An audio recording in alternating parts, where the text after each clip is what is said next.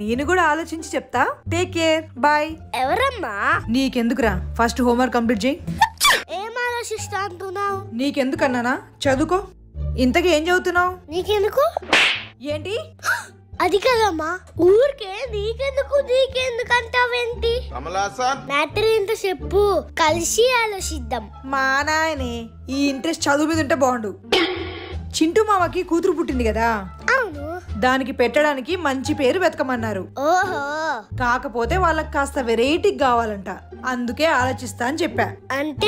అంటే అల్లు అర్జున్, నేహా వాళ్ళ పేర్లలోంచి వాళ్ళ పాప పేరు అర్హాన్ పెట్టారు కదా, అలా. ఓషి అంతేనా?